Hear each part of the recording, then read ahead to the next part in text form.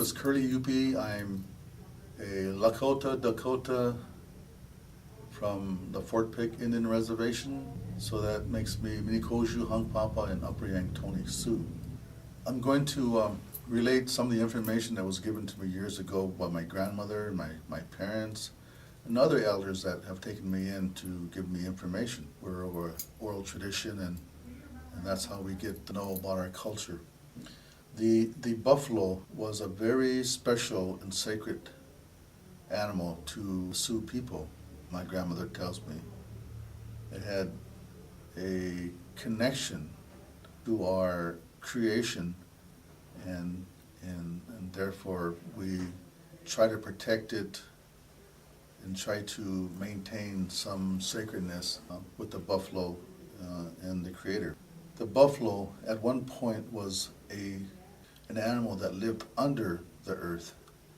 And it was the belief of the tribes at that time. And when the sun fell from the sky, it would also go in the earth and shine for those ones who lived inside the earth.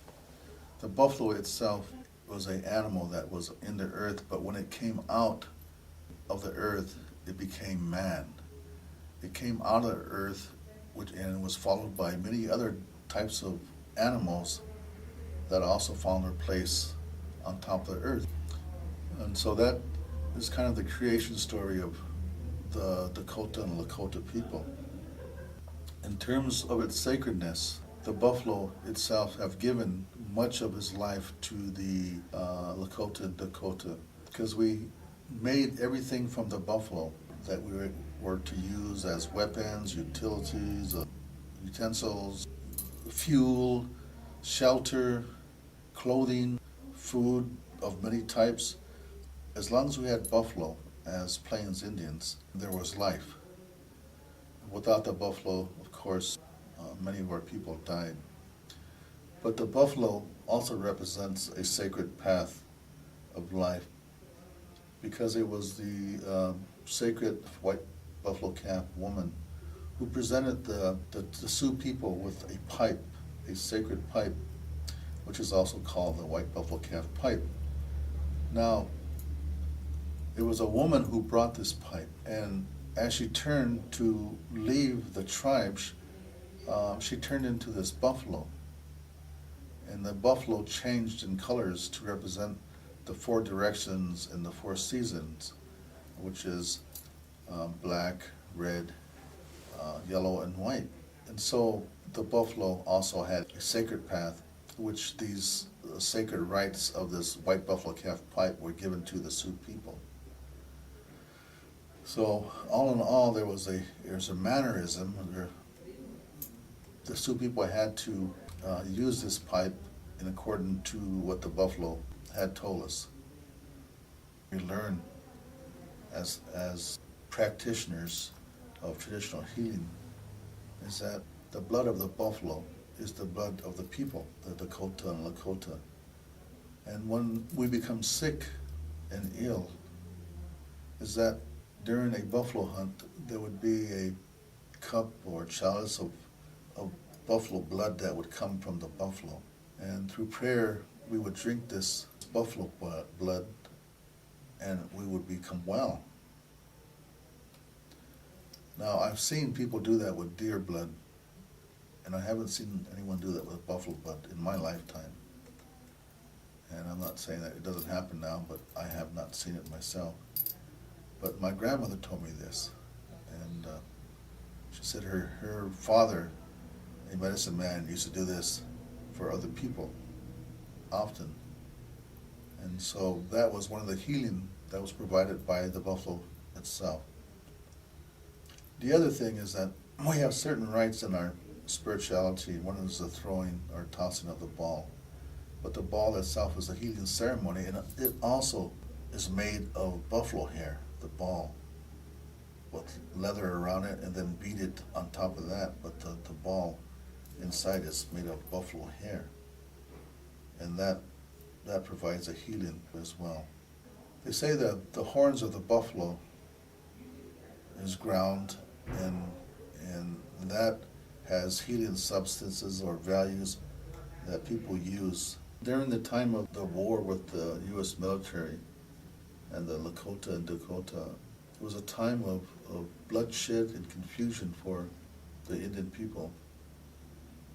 There was so much that was at stake, and there was so much that was being lost, taken from the Indian people at that time. But the Indian people, smaller in numbers, seemed to continue their struggle and fight against the military, struggle against the confinement to reservations, struggle and fight against the oppression that the U.S. government was trying to place on them. The military and their strategies continued to find ways to subdue the Sioux in different areas of their confrontation. And one of the strategies, and this came from General Sherman, and he made it publicly known that every good Indian was a dead Indian. And he was the one who thought that if they would kill their food source, which was the plains buffalo, that he would be able to conquer the hostile Sioux. And so as a way to do that, he put bounty on buffalo and opened a huge market for buffalo robes at that time. And so many of the buffalo in the two large herds of millions and millions of buffalo, at some points it would take 2 weeks for a train to get by one herd of buffalo. These buffalo were eradicated throughout the plains. Whereas when this reservation was established in 1886, they did one buffalo hunt because they found one buffalo near the reservation. And as my understanding, there was only a couple hundred buffalo left in the whole nation. But there was one buffalo, and they wanted to go on a buffalo hunt. And so they killed the buffalo, symbolic to the buffalo hunt. And they had a feast and they fed the people. But all in all, the buffalo during the Sioux War was eradicated. During the pre-reservation times, so when the spiritual people would instruct the camps to make a ceremony, a buffalo calling ceremony. And that buffalo calling ceremony included a certain type of dress of individuals to dress as a buffalo themselves. And so they would have different types of buffalo dancing and ceremonies to go with that. But they always found at the dawn of those ceremonies buffalo in the area. So that ceremony was always very much a part of the people to locate buffalo. And of course, those ceremonies, we can't give specific details, but it was a matter of national security, say, that those ceremonies would be able to bring the buffalo back to the people. There used to be buffalo dances with the Dakota and Lakota people. And these buffalo dances will describe different actions and characteristics of buffalo during their encounters with other buffalo. So they would mock having fights. They would mock certain stories of a buffalo, and many of them would dance in this manner. There were societies, buffalo societies, as a result of many of these buffalo dances, and one of them was a healing dance made up of people who had visions of buffalo. And these buffalo would dance and take away a lot of pain from the tribe, because they said if anybody had any bad will, to bring it to this buffalo society, and they would take it as to take something that was no good for the tribe. They would take it upon themselves, whether it was an arrow, whether it was a bullet for someone, but they would take this like an arrow into the buffalo, and they would fall, and the buffalo would be healed by another buffalo, as we see buffalo do. They would help lift the buffalo. If the buffalo got hurt, they would help lift them up. And so these people would do this dressed in buffalo headdresses. They would help this other buffalo get up, and they would heal the person's wound, whether they were shot with a bullet or an arrow. And so those ceremonies discontinued when the U.S. government outlawed the practices of traditional spirituality. And so we've lost a great deal, and including the buffalo, we lost a great deal of our spirituality that counted on the buffalo, that were part of the buffalo, buffalo's nature, that connected us to the buffalo as one. One of the designs in our beadwork or our quill work as Native American people, to symbolize of who we are, what tribe we come from, is what they do on the moccasins. There's always a buffalo type of hoof design in front, on top of the toes of the moccasin, and it comes in two, and it'll be of solid color most of the time, and most of the time it would be in red color, but it will symbolize the buffalo as well, being of the Buffalo Nation.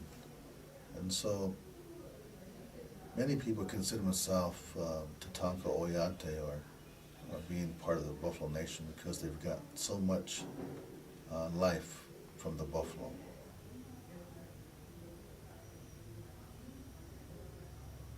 The Dakota-Lakota people, they call themselves Buffalo Nation quite often.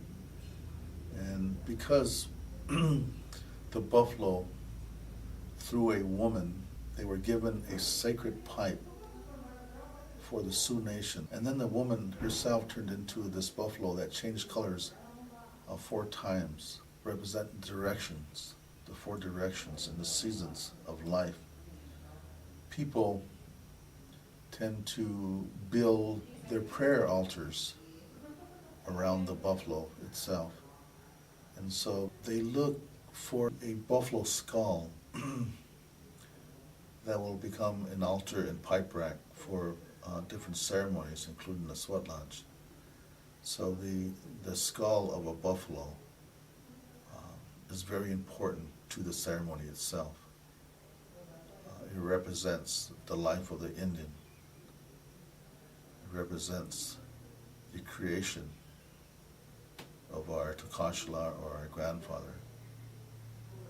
It represents the sacredness which the pipe was given to the tribes, the Sioux tribes, by the Creator, and how that whole process of prayer itself, through many different rites and ceremonies given to the Dakota-Lakota, we were able to worship in our own way and give back to the Creator through prayer as meal for many things that the Creator has given us. These are replanted here on the Fort Peck Reservation, and they've only been here at least 5 years maybe.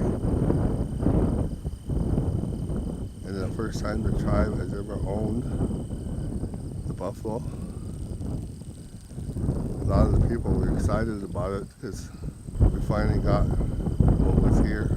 This was the last place the buffalo were, because they pushed them west, just like they pushed the Native Americans, just like they pushed the elk, the bear.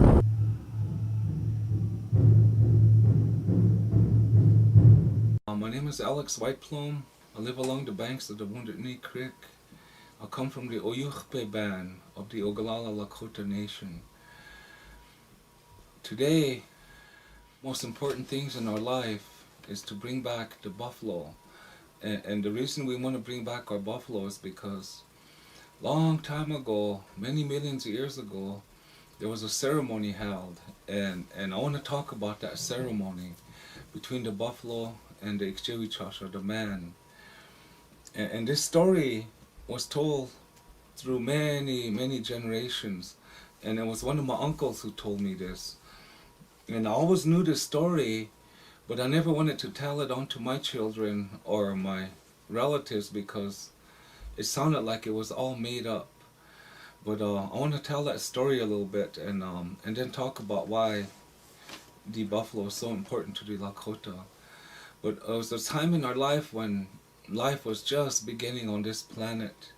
And it was during this time that we learned a few words and from the buffalo. But they said the water was kind of went down. We call this whole area used to be underwater at one time in our life. And in our stories it talks about those. And at this time, we didn't have the horses as we know them today. At that time, there were small, scaly, real ugly animals. So the Lakota never wanted to hunt them. And we called those animals Wamanitu. And the reason we call them Wamanitu was that when they see any sign of danger, they would run into the water and disappear. And they'd watch for them to come up for air, but they never would. And so the Lakota never paid the horse no mind, or Wamanitu as we called them back in those days. And Tatanka, the word we call the buffalo today, is a new word. The original word for them is Pte. And anyway, the Pte were here on this continent, and they were getting to be in bigger herds. And this was a period of time when all living things were competing to live. And so different animals, four-legged animals, would some grow fur and they just would develop, and other animals were just coming to be, and Pte, they had a solidarity within their people, their nation, and they all clung together and they protected each other, and it was against the rules to ever combat each other unless it was for leadership or something that was traditional within their group. And anyway, it was said that the buffaloes would walk by, they would pass through, and there were getting to be a whole bunch of them. There's so many of them that you couldn't really count them. And in Lakota Sign Language, there's a sign that goes like this. And what that means is that's the description of 1 million. And the reason was they said that 1 million buffaloes would break off from the main herd and go this way. So that's our hand description for 1 million. It's like this. Anyway, these buffaloes would walk through, and it was told that they were meat eaters, that they had a bigger mouth, and their mouth was low to the ground, and their shape was different, and their horns were different. And so and what they did was, as Lakota people, they said we came on this world as well. What it was told, and near as I could interpret it, was that we were just kind of like a blot of blood that would lay there. And we never did take off and run, so Pte would come along and just grab us and eat us, and he was just happy, he was just content. He never had to hardly work for his food. And the Lakota, we just laid there. And all the four-leggeds, all the Prejioyate, we call the Prejioyate the Inila Naji, or the Standing Silent Nation.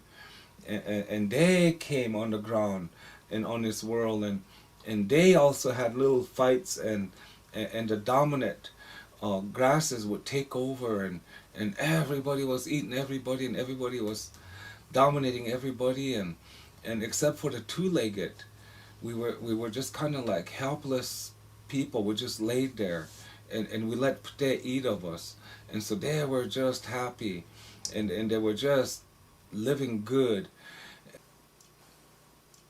So they would walk through, they would migrate through, just eat and go to another area, and then they would come back through, and we'd be there again, so they'd be eating us again.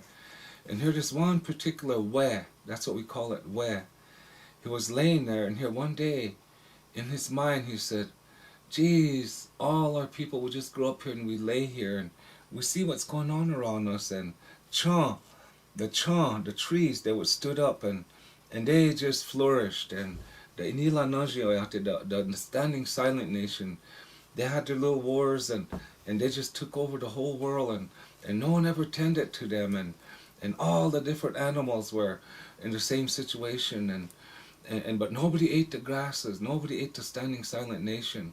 So this one particular way, he put out a thought, why am I laying here? and why are the pte just eating us?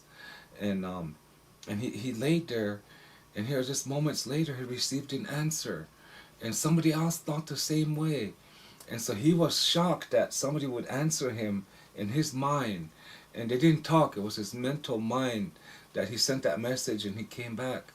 So he was shocked, and after he got over the shock, he responded to him. He says, yes, we just lay here, and pte just comes by, and they eat us, and we don't even run, and you know, we're not like all the other animals. We just lay here. And so he eventually there was a network that occurred with that communication, and different pte were just communicating with each other, and on and on, and pretty soon they were asking, why is the situation the way it is? Why am I here? And why is pte just eating us all the time? And all the chun, they just grew, and all the inila nojio out there, they're just, nobody's eating them, and but we're the only ones. We never get a chance to walk on this world too. And so this whole network of communication started from this one particular way. And the reason was when they'd walk by, somehow or another he would be lucky and they would pass him. So he developed a lot more than the rest of the way. And here on this one particular day, he had a real feeling of dread. He had a feeling of sadness, and he knew that it was his day to go, and he just dreaded that, because all of a sudden he had this communication going, and here, sure enough, there was this big old bull that came up towards him, and had big horns and big mouth, and he was just walking funny, you know, because his mouth was way down there, and he leaned over this way, and he was coming down to grab him, to swallow him, and here he hollered, "Hey!" That's the first time we ever talked with a pteoi out there. We called him He. And today what we describe He is the horn, the two horns. That's what we call He. And so he said He, and here that buffalo, he jumped back, and boy, he looked around, and he thought he was kind of going crazy, and there's a lot to that little motion he made, but I just want to tell you what really happened that day, so I'm going to go over it. So he walked over that way again to go bite him again, and so as he was coming down to bite him and swallow him, that blood, he said, "He, wani wachielo," he said, and that's the first word we learn is to wani, which means I want to walk on this world too. And that's the first time that we spoke as a species on this world. And so that pte, he looked at that and he backed up and he heard it, so he just watched it, and kahashi upo lewankapo, he called all his male relatives over, and they all came over to see what the commotion was, and so he said, I was gonna reach down and I was gonna just eat this big juicy way, and here he spoke to me and he said, I want to walk on this world too. And so I always make an example of this is today, if you go into the city and if you go to McDonald's, you know, and you ordered a Big Mac, you know, and they gave it to you and you took it, and as you was going up to swallow it, all of a sudden your hamburger talked to you and said, hey, leave me alone, I want to live, you know. That's kind of the scenario that occurred. And in every group there's always a real obnoxious bully type of person, and I guess we need them. We could live without them, but we need them because they always make us make decisions. And sure enough, there was one there, so he said, get out of the way, I'll eat it, you know. And what do you mean he talked to you? We've been eating these for a million years and they never talked. And so he came over to bite it, but as he did, this pte at first heard that word, he knew it was sacred. And he knew it was against the rule to fight another one of your relatives, but he heard that, and so he had to do something. So before he could get to it, he ran over there and he just fought him off and ran him off, and he said, no, this is sacred and you're not going to eat this one. And when he did that, all the older leaders, they seen what happened, and they said, one of our bulls violated one of our codes, and so we're going to have to deal with that. So all the old bulls, they're just getting, you know, all the leaders, and they came in line, and even the buffaloes, when they gather up, they stand in the shape of the horns of the buffalo like this. And So they all got in a big line, and as all the leaders pulled in, they would announce themselves, and finally they were all there. So the meeting was called to order, and they all talked, about how bad that bull did when he fought one of his own, and they said all kinds of things to him like, oh, he's got no discipline, he's going to pose a danger to the whole herd down the road, and if you can't conduct yourself as a pte, then you have no reason to live on this world, and we should just kill him because he's of no use now, he's not disciplined, and he's not one of us if he's going to act outside our way, and some say, no, we'll just ban him, it wasn't that much, and so they were all talking, and it was during this time there was this old cow. She was just really old, and she was just bony, and she was just loud, and all the leaders, when they go from this camp to the next camp, there's shortcuts, and because the water all receded now, there's getting to be more land, and so they wanted to take these shortcuts, but she would bring them back in line and say, no, you don't take the shortcut. This is the way we did it. We always did it this way, and this is the way it's going to be. So she'd make the leaders get back on the right track, and they were just offended by her constantly telling them what to do and constantly stick to the rituals, and they could never take shortcuts. So she was always keeping them on the line.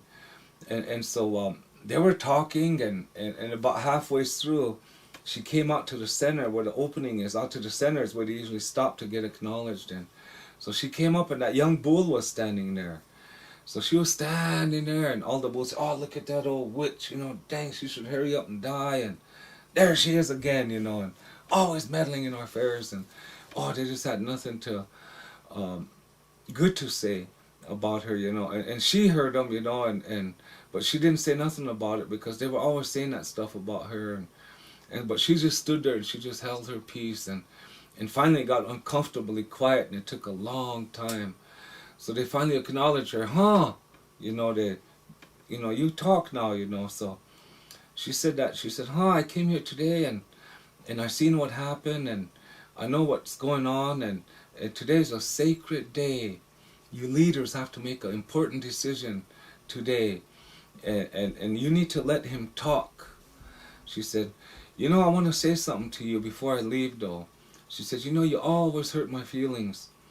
Every time you take a shortcut, I know there's going to be danger. So I always tell you, there's danger there. Turn around and follow the way we always go. That's a safe way. That's how we've always done it. And I know the awful things you say about me, and that really hurt my feelings.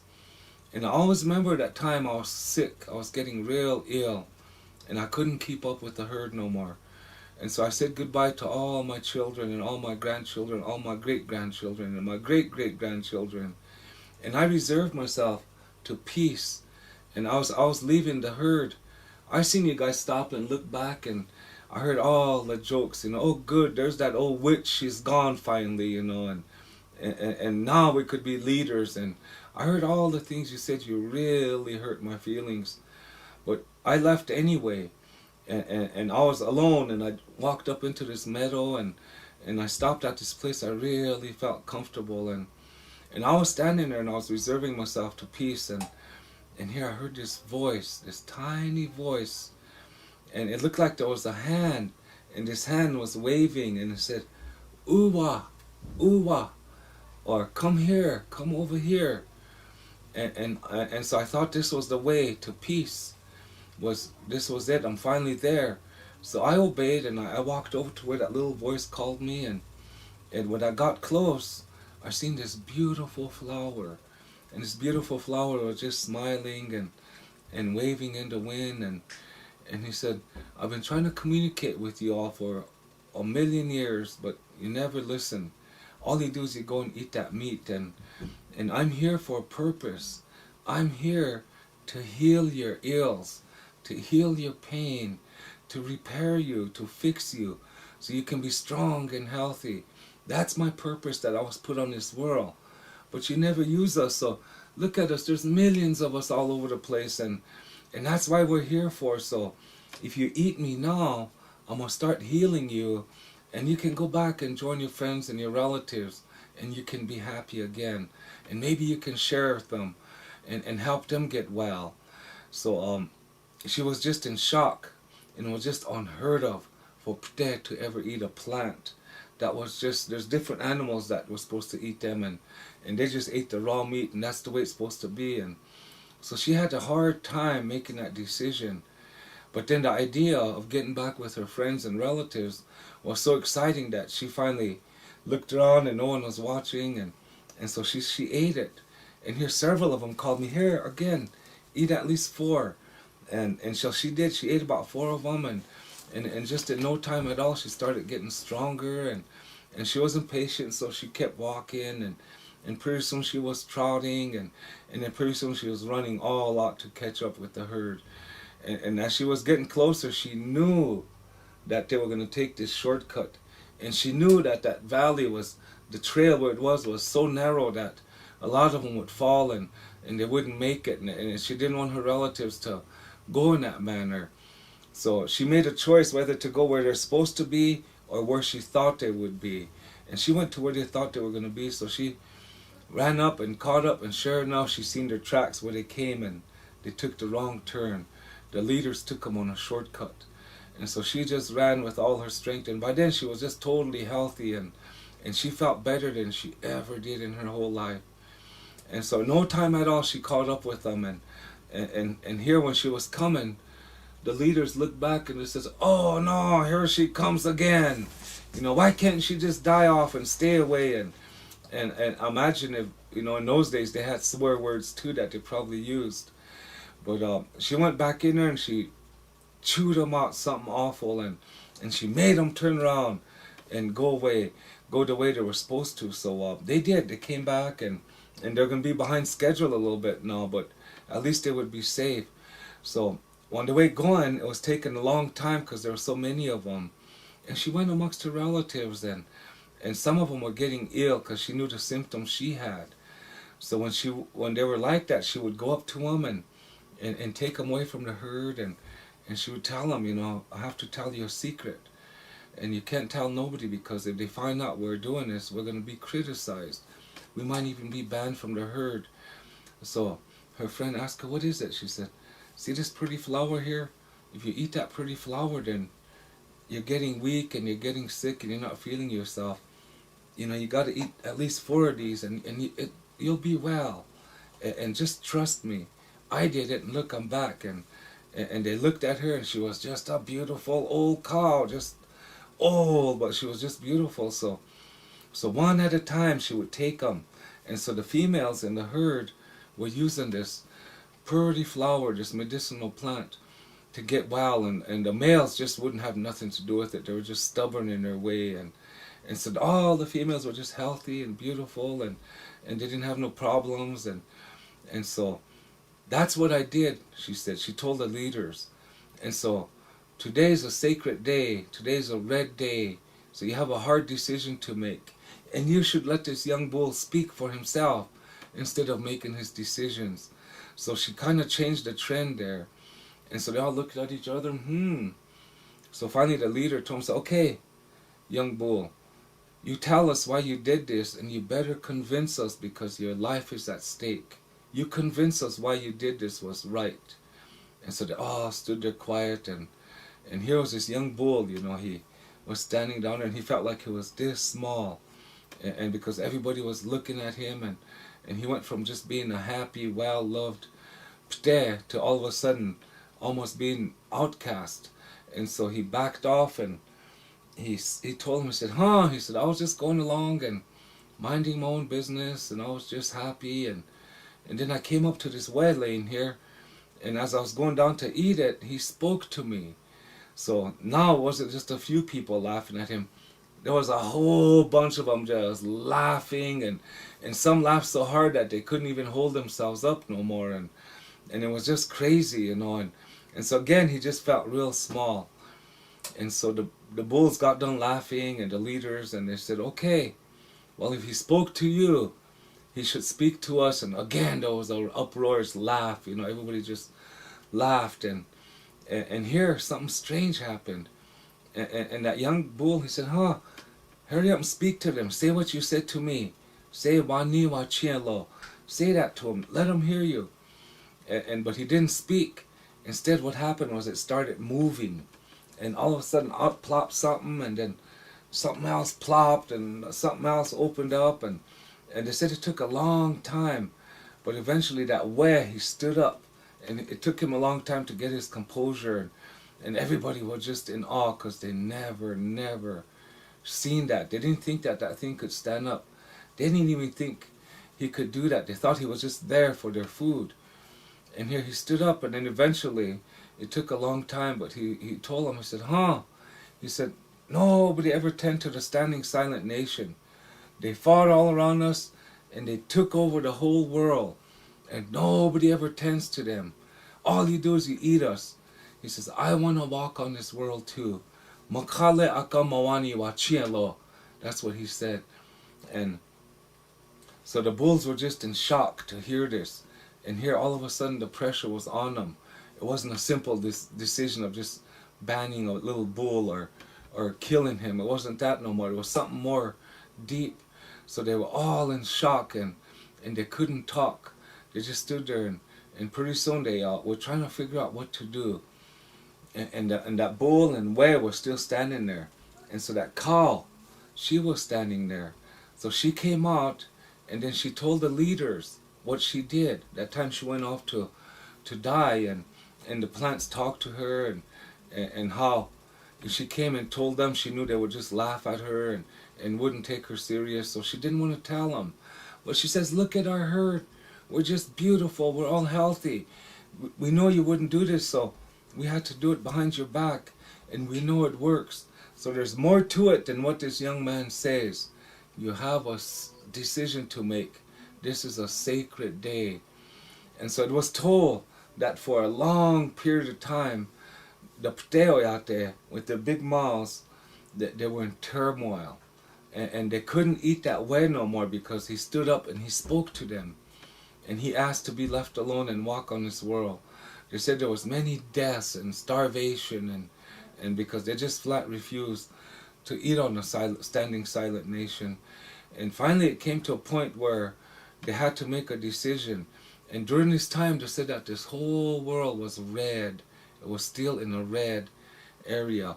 But it was getting lighter and lighter, and there was more land, there was no more water here, and so they finally had to make that decision. So they did, and they there's this is a story that's told at nights, and it takes about 8 hours, but I'm kind of trying to tell it to you in a short distance.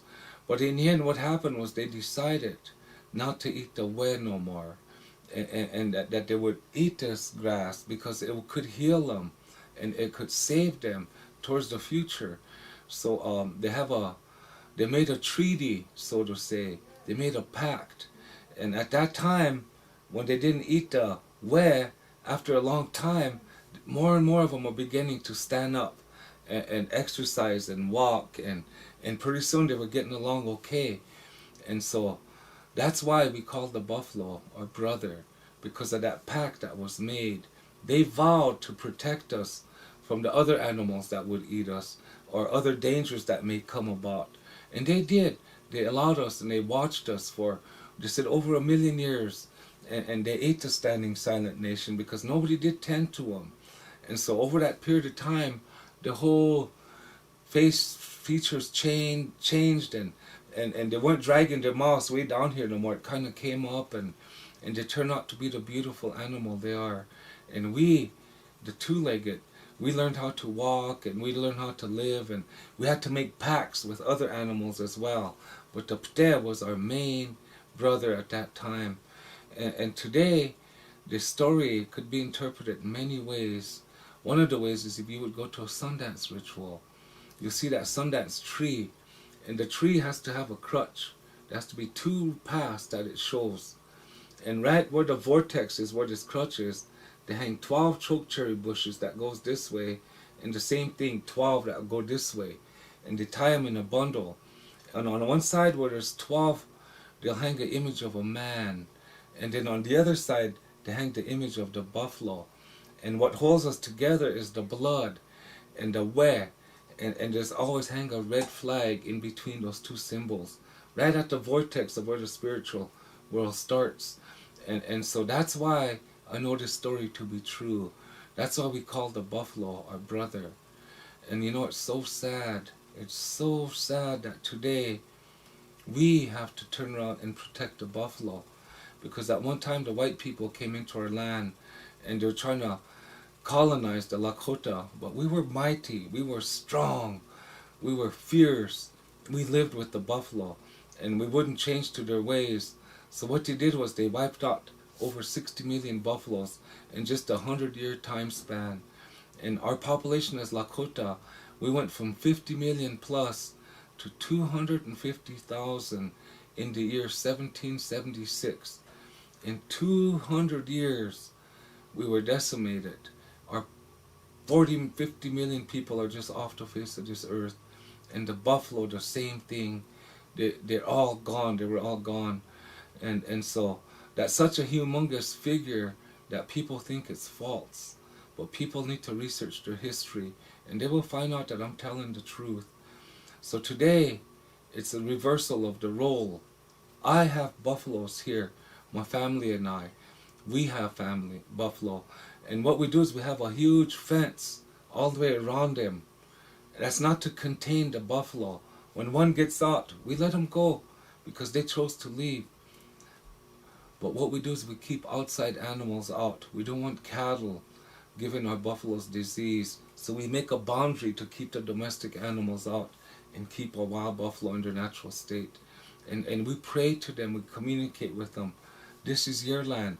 This is your place to live. You're going to be safe here. I'll make sure I protect you. Our whole Tioshbai will guard you. So our buffaloes, we have a good relationship with them.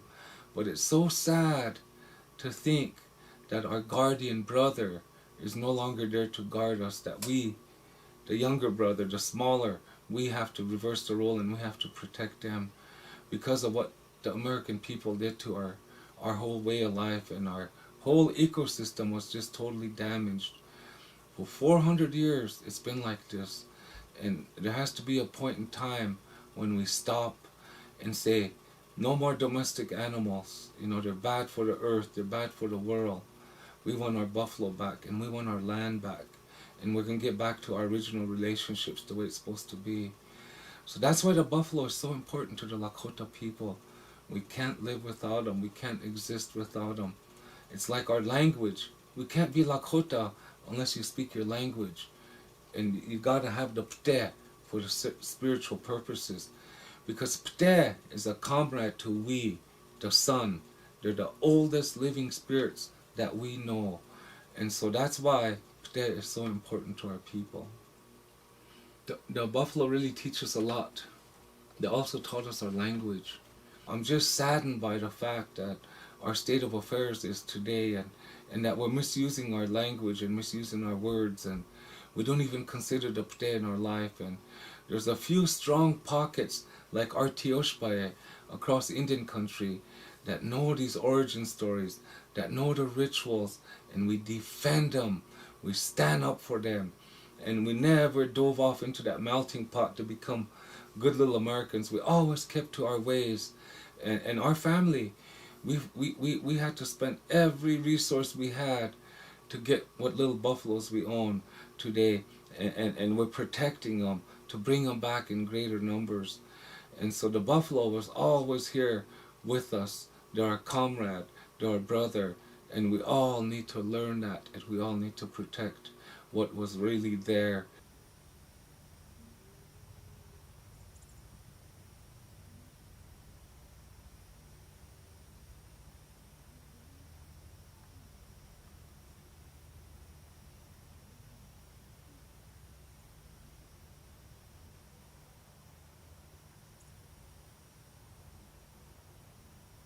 There's a tunnel underneath the road that they use bison or smart animals. And the reason we started the bison herd here in '88 with 15 animals from Cave National Park in South Dakota, and it slowly has grown to over 300 head. We have a bison manager who's been taking pretty good care of them.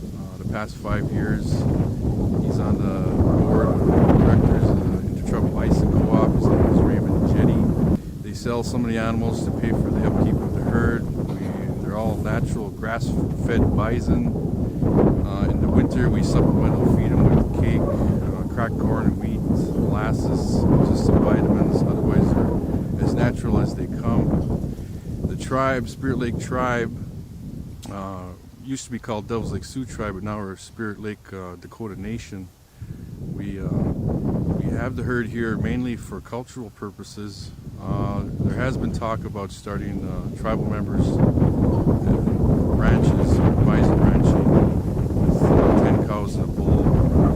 Maybe perhaps some funding from the Economic Development Fund to start ranching bison if that's what the people want. For now, it's more mainly for cultural purposes and just to keep the herd going.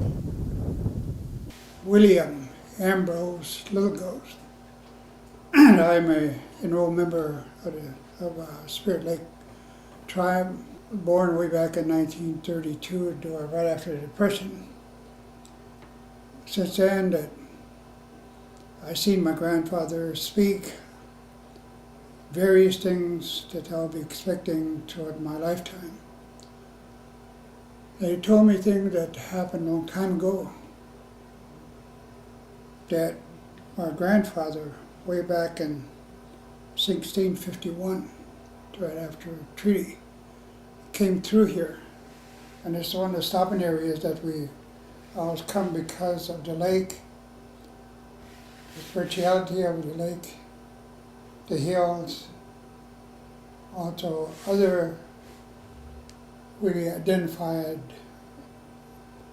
sacred places. And we still work with those today that we identify, teach, share. And also the buffalo was one of our main sources of food long ago, way back in the 16th century, when it was noted that our people came onto this area, but it was here long before that. We lived on the buffalo, off the buffalo as a source of food, clothing, shelter, and also cooking utensils. The cooking utensils were made out of the stomach, which is put on 4 and rocks heated, and whatever you want to cook, you're stuck in that pot, which is called the cooking pot. So they'll put water and put everything that they want cooking in it, put the heat the stones up and let it cook that way. But the buffalo was our main source. Every part of the buffalo was used. None of it went to waste. And still today, we still do use a lot, even down to the buffalo dung. So long ago, the buffalo dung was really ground up into a powder and used at the sweet smelling leaves. It gave it a good aroma, and they used that as baby powder. And one long time ago, when they had the children, their diapers were made out of rabbit skin, very soft, and they were put around the children as a diaper, and around that diaper was used as this cattail that was stuffed on the bottom of the cradle board. So when that got full and it's all they opened the bottom up and let everything fall. The first disposable diaper. And they took the hide, they washed it and dried it and put a new one on and filled it up back up with cattail. This way it kept the babies clean. And the buffalo hides were used to make teepees, floorings of the teepee. In the wintertime, like now, they'll camp and they'll pick sage and they'll put the sage so thick and they put buffalo robes on top of that, and it was made it real soft. And the teepee that were put up, they were about so much off the ground, kind of in the airspace. and the inside they had a lining. So that lining went up to about 4 feet, or better, 5 feet. And so when that wind come, it pushed everything right to the top, outside, out, where they never had too much smoke within the teepee. Right in the middle, they had what they call a fire pit. It was so deep that rocks were on it, and they kept fire whenever it was needed when it got too cold. But the flaps had played a big part in maneuvering those to suck out the smoke. And the buffalo robes were used as a blanket. And also our teepees were made out of buffalo skins. It takes one full day to make a 16-foot teepee, with all the women helping. That was the women's job to make teepees and set those teepees up. And also in the buffalo a long time ago, when they first came on the prairies, that we didn't have horses. So we had dogs. Also the dogs and the people had what they call a buffalo jump. And all these buffalo would be driven off the cliff where they got killed, and this is the way they got their meat. And in some places yet, you still can find a lot of bones. And that's why the archaeologists go to study the buffalo bone. And that every part, the horn, or dippers, or spoons, like I said, even the dung, the hooves were made into, some of those were used for glue and a lot of other items. I have a paper here with you. You can see that even the tanned hides were buckskins, bags, belts, beds, blankets, bridles, caps, cradles, dolls, moccasins, dress, leggings. There's so many. Every part, like I said, every part of the buffalo is used. Even the beard of the buffalo is used. Even the tail. The tail sometimes is taken and dried and used as a whip. So even the tongue, the parts were used for a brush. And also the tongue is a delicacy today. And as we used everything, none of it was discarded. Every part of it was used in such a way that nothing was ever discarded intentionally. But in the wintertime, there was a lot of hardships. But those hardships were conducted in a way where that our people, the young warriors, go out and hunt the buffalo. Even in the wintertime, they used to ride alongside the buffalo and shoot with an arrow. Even one arrow can kill a buffalo, because they were so well placed, and also the experts with the bow and the horsemen. When the horse began to come into this country, our people grew one end of this nation to the other. At the present, we still do have a lot of buffalo meat which we use, and we do on a butchering day. I go do in the rituals of that buffalo. The rituals are that I said, we're going to take you and we're going to use you to survival of our people. The diabetics today, that we try to feed them more buffalo so that it would be a health source, so to speak. Because I eat a lot of buffalo. I'm a diabetic. But like I said, when we began, we had people who were designated to do the buffalo dance or the sacredness of the buffalo. The buffalo, we didn't worship the buffalo. The buffalo is a source of food, a source of survival. Like when we go out to hunt, the buffalo that there were hunters, people who were in charge of the hunt. If you messed up, when you got back to camp, you were disgracefully humiliated by the hunters because they spooked the animals before everybody was set to go. And these people were given something to do. A lot of times they would put a dress on this woman and work as a woman because he spooked the buffalo before anyone was set. This was to make that person aware that there is ways to go out and get the buffalo, because in a day and 1 week or 4 days before the hunt, a lot of times they'll go into ceremonies and they'll say that we're not killing you just because we want to kill you, because we want your meat for survival. And everything is worked in word in the spiritual way. The buffalo spirit which would sing a song, and the buffaloes will appear. It isn't one person that can do that.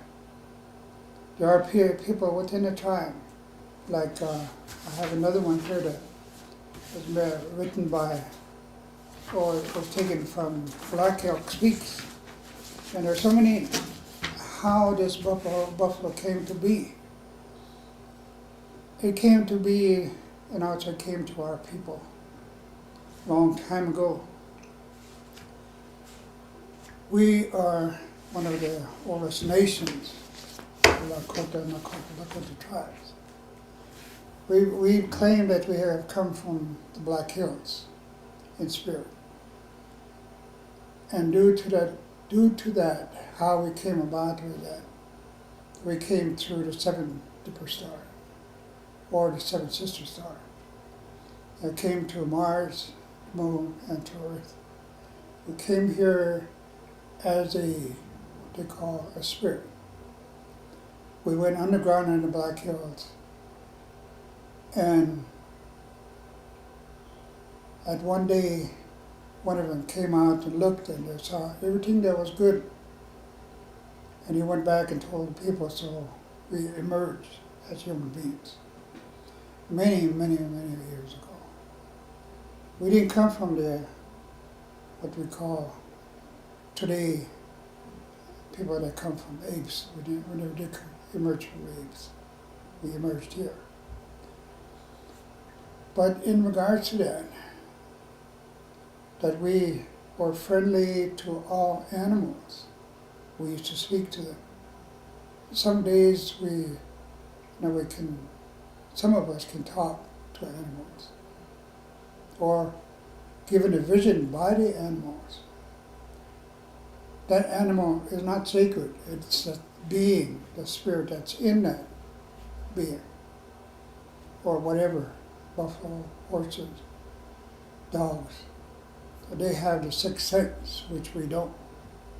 We have the forces around us, which we tap into, that will get information what we need. But the forces left us long ago, way back when Columbus came over. They didn't have any women, so they abused the animals. And so the animals didn't like the humans anymore, so they quit talking. But there's very few of us that have been told different things from animals or birds or eagles. Everything that comes to us has a spirit. And like we say, we're all related, regardless of what color of a human being or a horse, how big or small, the smallest thing that is in the ground. We are related. Life is very sacred, and when we do take a buffalo long ago, we take that buffalo and face it towards the west, not west, but toward the east, where life began a long time ago. That the first person that ever came to us was from the east. He was a healer. He healed our people. He gave his people medicine and told how to heal people. My ancestral and my wife's ancestors have been medicine men that cured people. And today, I work with the people. I'm a spiritual leader, I'm an advisor, and also a history, culture. That's what I teach. Sometimes I come into a college and teach. Share, I believe in sharing that someday that you know that I will not be here. And that's for sure with everybody.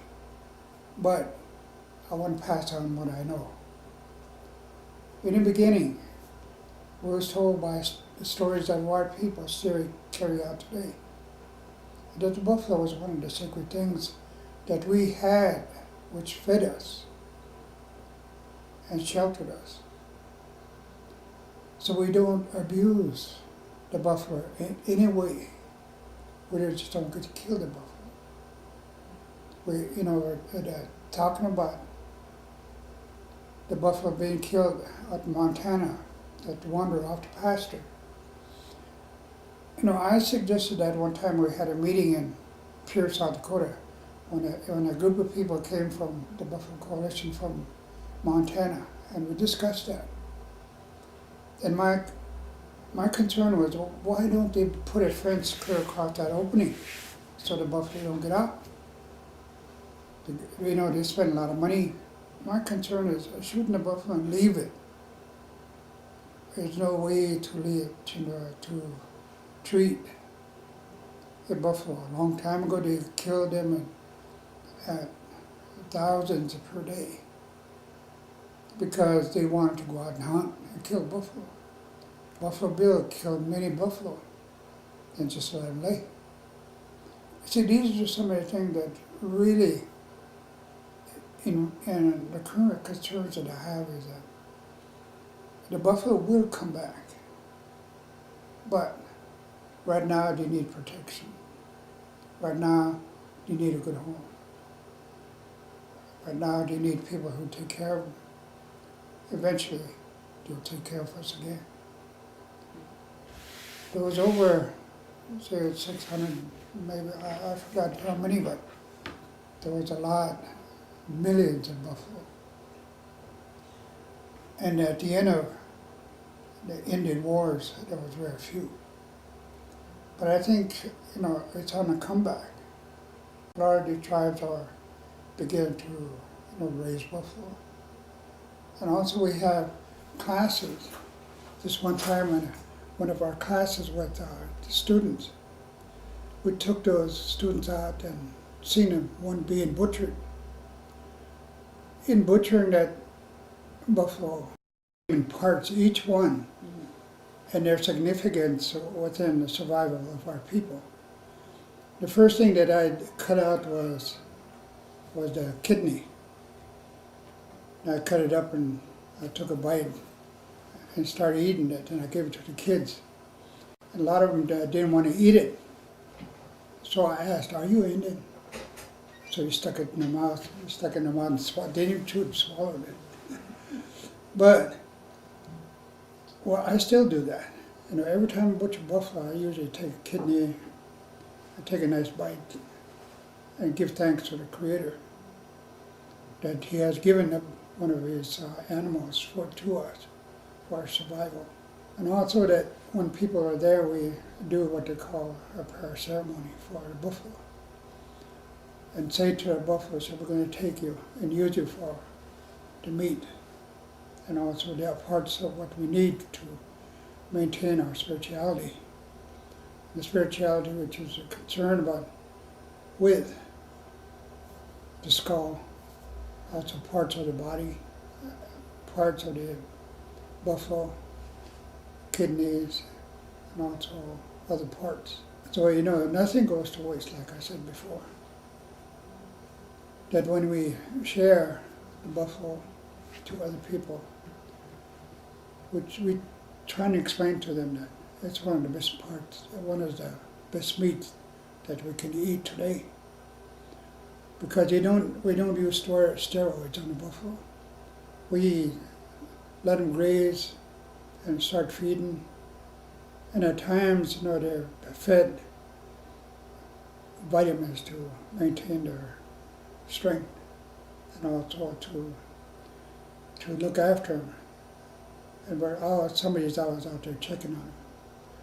So that's what I think it was the best part of raising a buffalo is to work with them.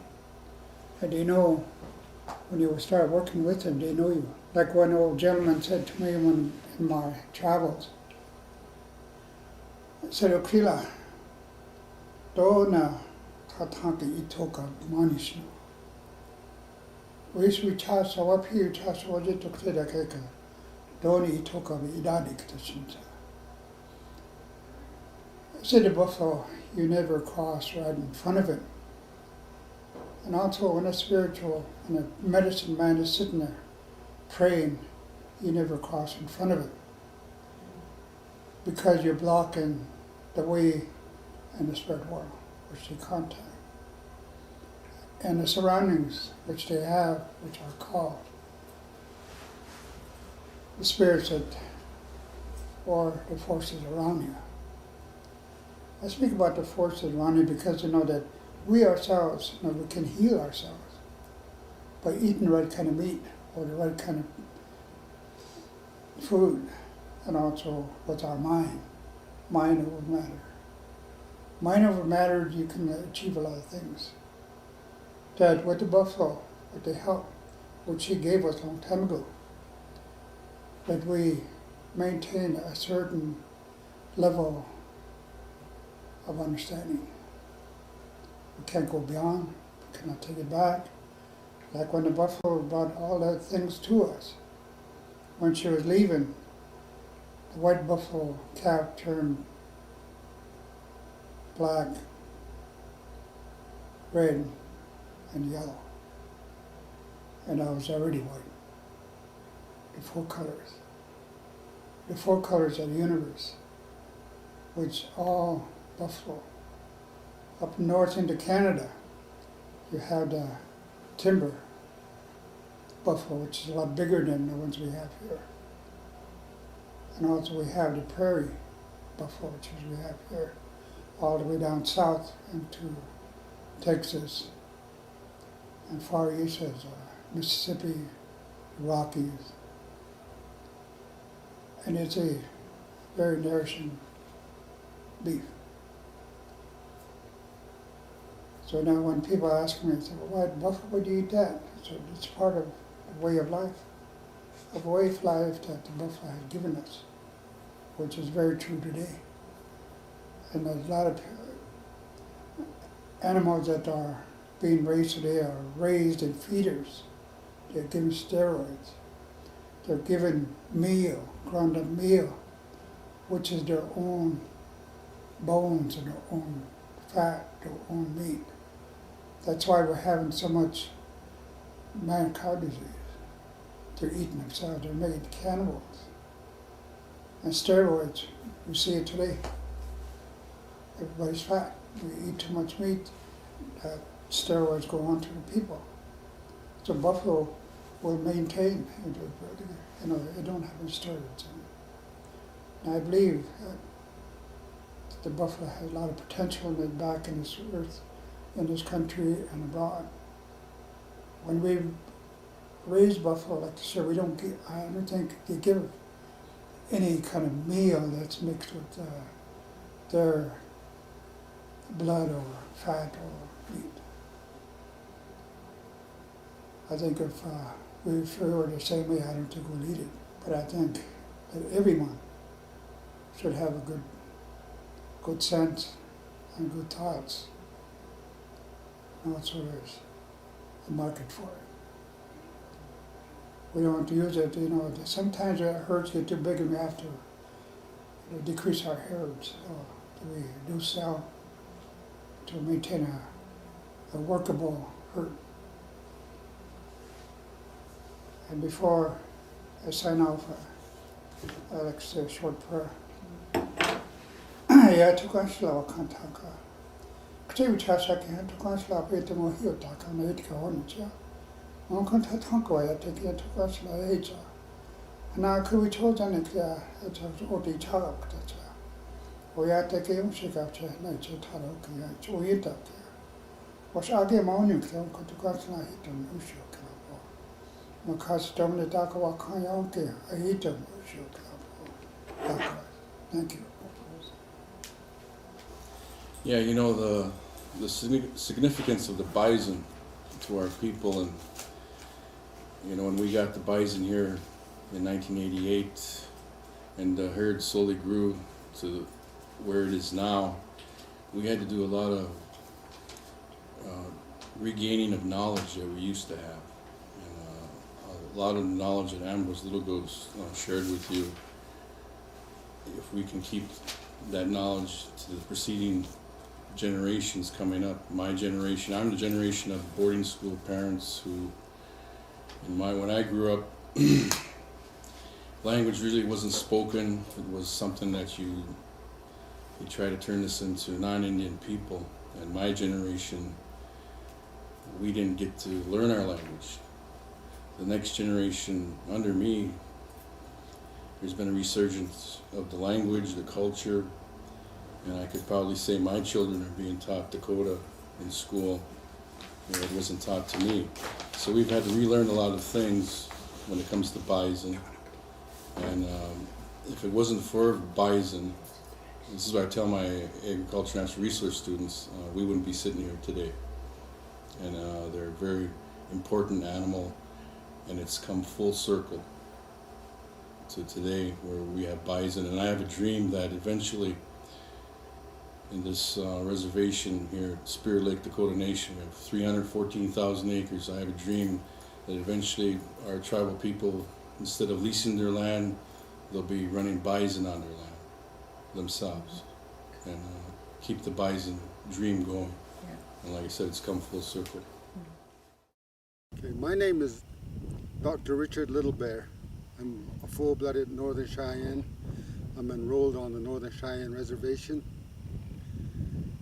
I am also presently the Interim Cultural Affairs Director for Chief Dull Knife College. I'm also very instrumental in preserving our language and culture through our various language programs. I'm also a teacher of the Northern Cheyenne language. My association with Chief Dull Knife College has been very, very beneficial for me. I've learned a lot about my tribe, a lot about my tribal way of doing things, and a lot about the past that we had during what were called the days of the buffalo. Many of us don't have that direct connection anymore.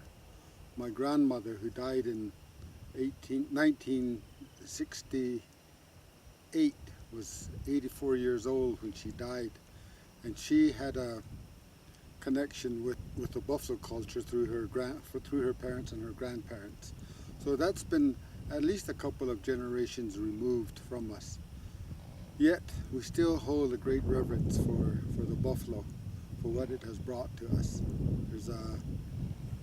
There seems to be a tribal consciousness, or I don't know what you would call it, that really reveres and really holds in high esteem the buffalo.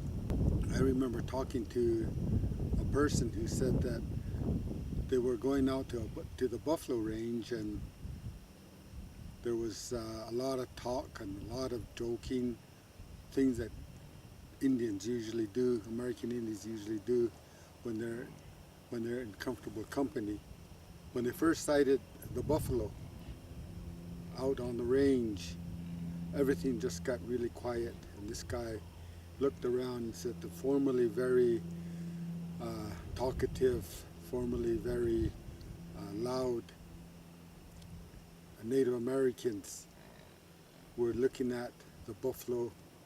They'd taken their hats and caps off, and they were looking at the buffalo as if it was a very reverential object. And that's the way we feel about that. Even though our diet is now mainly cattle, it is an honor and a treat to eat our own meals. Sometimes with the Northern Cheyenne tribe occasionally gives us you see in the back when they're culling it, or whenever there's a special occasion. The historical knowledge about buffalo, and much of that transferred to the cattle, is that we used everything, and that means everything. All four stomachs of the buffalo were eaten, of course cleaned out first. As nowadays we still do that, mostly with cattle, but occasionally we do get menudo, buffalo guts, or whatever you want to call them, from the buffalo themselves, and that is a real treat. So it has now become that kind of food has now become almost a delicacy. And a lot of us are seeing the effects of eating cattle and eating present-day, modern-day diets, where we are being diabetic, overweight, obese, almost to a morbid extent, because our bodies were attuned and acclimated to digesting the lean meat of the buffalo and other wild game, and now we're suddenly in this other type of food, and it has had devastating effects for us, for Native Americans, and almost an epidemic proportions. In fact, I am a diabetic. We hold the buffalo, as I said, as a very reverential object in our daily lives, even though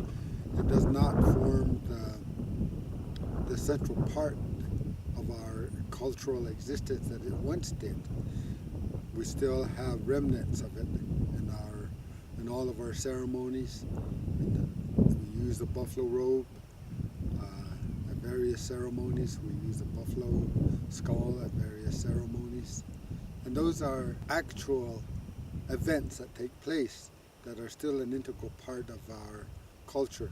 We have the sweats, we have the Sundance, we have the regular powwow dancing, we have what white people have called vision quests, which Cheyennes call literally starving for a reason. Eyawonish is how you say that. Those kind of ceremonies are still very integral to our existence here on the reservation. I'm considered what a lot of people have called me a non-traditional Indian, because I have had minimal exposure to some of these ceremonies and rituals. But my upbringing has been such that I hold those, even though I haven't taken part in these rituals, as an integral part of who I am, because I heard my grandmother, I heard other older people talking about these ways of spiritual expression. They were very, very much a part of our lives, and even today, almost every weekend, if you wanted to go to a sweat lodge, there's someone putting one up. If you wanted to go to a peyote meeting, there's someone putting one up here on the reservation, or on the nearby reservations, or down in South Dakota, North Dakota, or even in Wyoming. So they still form a very important part of our personality as a culture, of who we are as a culture. And I did take part in those events. Today we had a mock buffalo shoot. People came out there with bows and arrows, and we had a contest shooting buffalo that were a buffalo picture, and people just had a lot of fun doing that. My archery skills are such that if I had to rely on killing my food with a bow and arrow, I'd be a lot slimmer than what you're seeing right now. Also, we had teepee raising contests today. Last night we had a powwow. Didn't have any buffalo meat. We had a lot of people there and a lot of dancers, and it's those things that create unity, those kind of activities that create unity for our people. And those are the things that make us Cheyenne. I know there are similar occurrences on the Crow Reservation, Arapaho Shoshone Reservation. We have as our sacred object, we have the buffalo skull. We still have the hat keeper, sacred buffalo hat keeper, and it still forms an integral part of who we are. The keeper is a keeper of all the Cheyenne people. He's the keeper of the hat.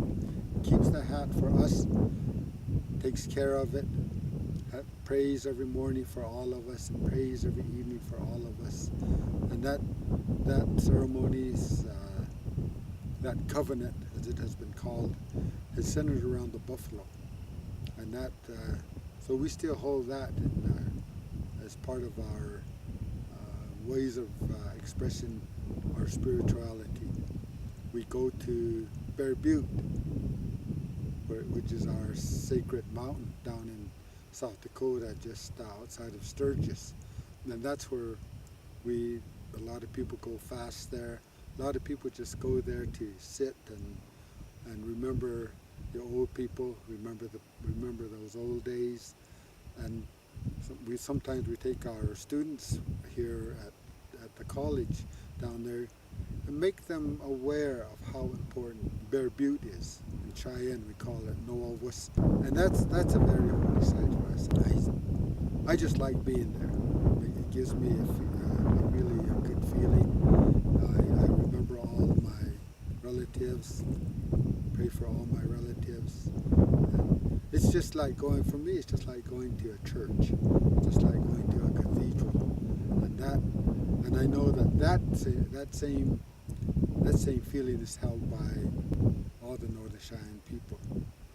Sometimes when we sometimes, on the other hand, are recipients of a lot of buffalo from other areas, even though some of this buffalo killing is kind of indiscriminate. We do get some of the buffalo meat and go after it, and we use it here. We eat it. It makes us feel good. But I think there should be some ways of coexisting with buffalo, especially in those supposedly pristine areas like some of our national parks here. Yellowstone is about 250 miles to the west of us, and we hear buffalo being killed, and for me it's almost like a desecration, because buffalo are supposed to be free, and I know we're here. We're now having to conform to some of the constraints that have been put on us by the majority of mainstream culture, and yet we still try to keep the buffalo, and it always hurts us psychologically to hear all the killing of buffalo that's going on, that sometimes goes on north of Yellowstone. That's my opinion, and I'm sure that a lot of other Northern Cheyennes agree with that. One of our cultural heroes, Sweet Medicine, predicted that the buffalo would be coming, the horse and the buffalo would be coming, that the white man would be coming, and he said pretty soon that cattle would also be coming with long tails and horns, and he said they would look like buffalo, but they would smell differently.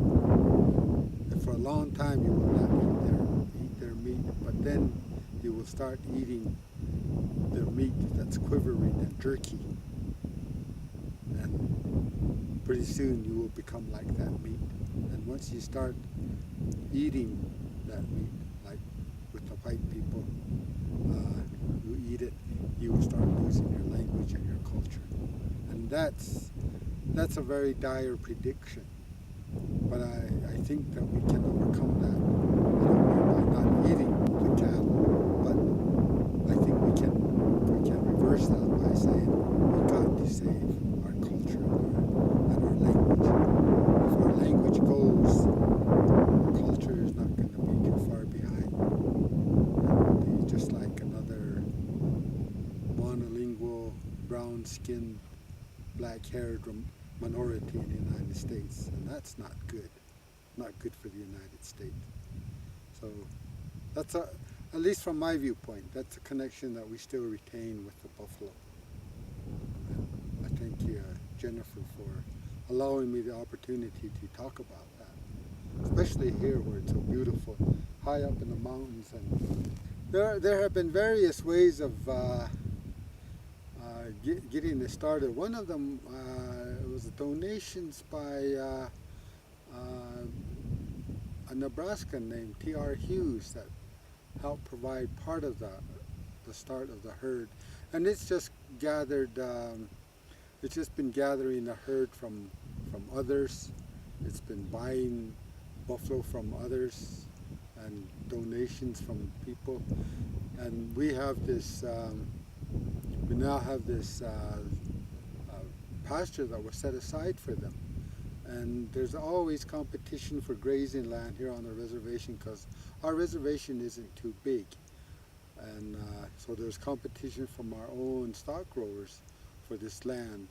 But many of us are maintaining this, that there should be a presence of a buffalo on the reservation.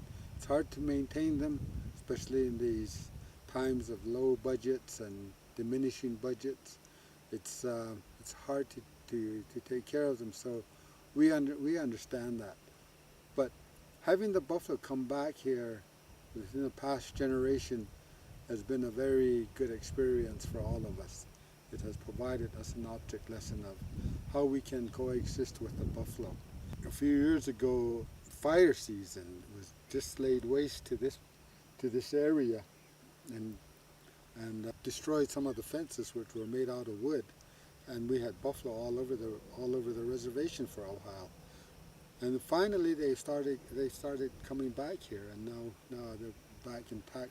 I don't know if there are still buffalo off the reservation. Don't hear too much about them anymore.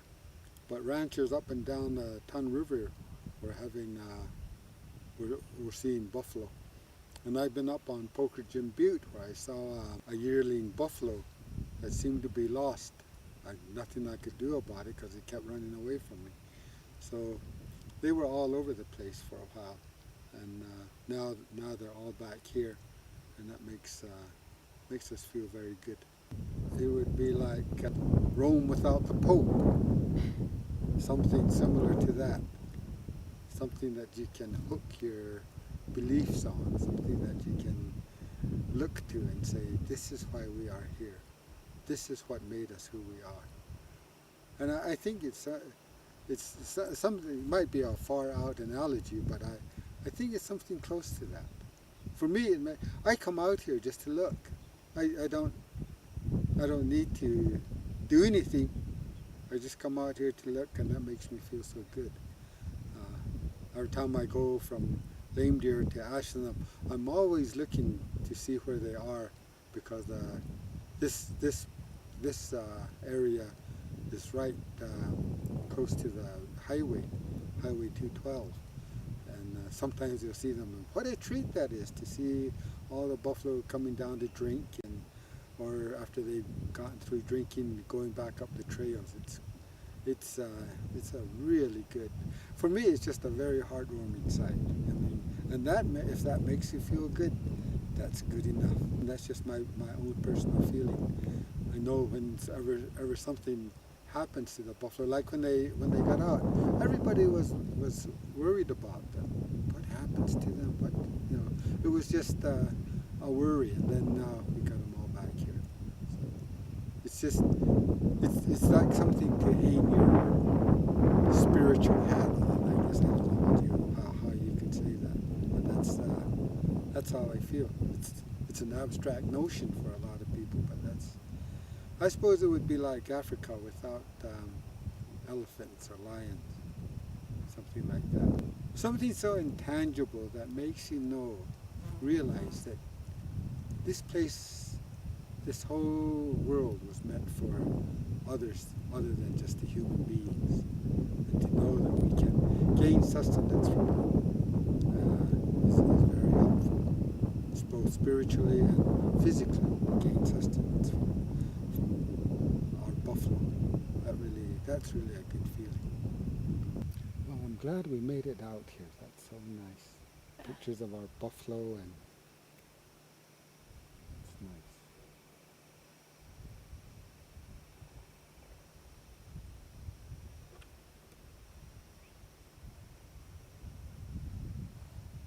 donated a buffalo to the bilingual education program twice. We killed one right here and we killed the other one over there. It's so difficult to do that.